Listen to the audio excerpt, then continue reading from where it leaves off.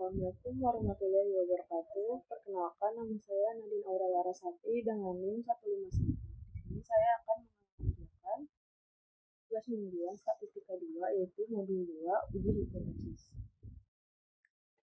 Ini ada soal, yaitu jelaskan apa yang dimaksud dengan uji hipotesis secara mendalam.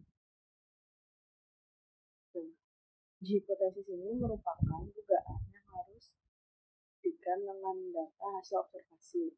Sedangkan uji hipotesis itu adalah metode statistik untuk menguji apakah suatu dugaan benar atau tidak berdasarkan data sampel, sehingga dapat diambil keputusan untuk menerima atau menolak dugaan tersebut.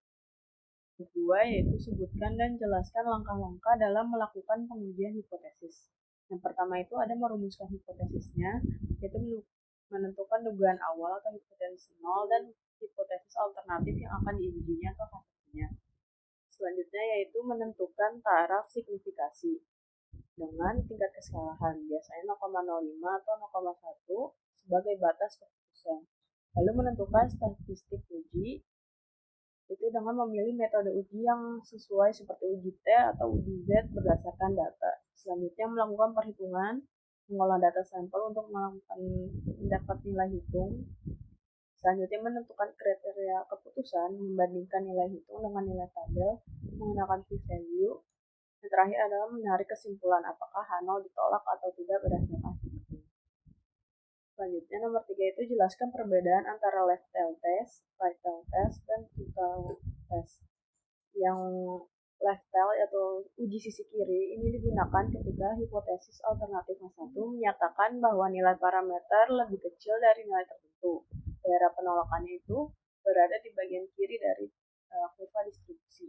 Kalau yang right tail test itu kebalikannya dan H0 penolakannya di bagian kanan kurva distribusi.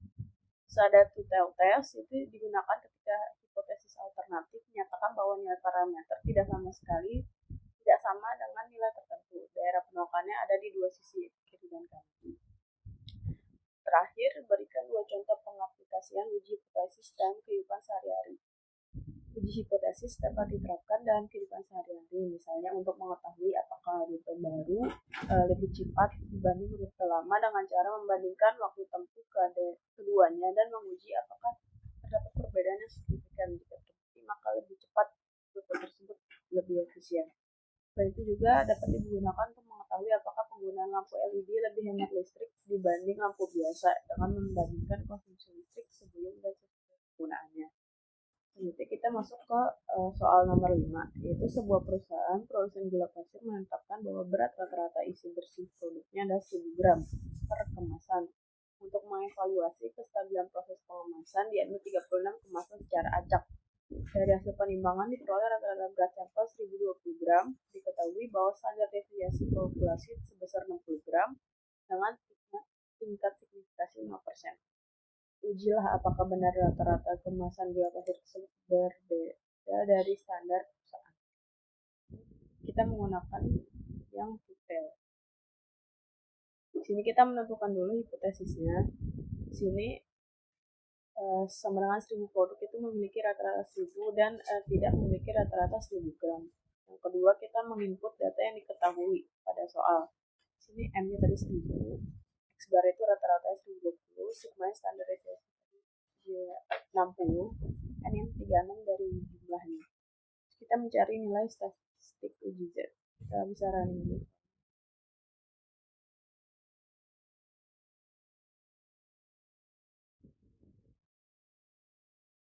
Ini Z sama dengan X bar dikurang M per sigma per akar dari N. Terus kita mencari nilai kritisnya. Diketahui Z itu 2. Alfanya 0,05. Di sini min 1,9596 dan 1,9596. Jadi kalau Z-nya itu lebih kecil dari Z half alfanya, maka H0-nya ditolak. Jika tidak, maka H-nya tidak ditolak. Nah, kesimpulannya karena nilai Z-nya itu berada di luar dari daerah penerimaan, maka H0-nya ditolak.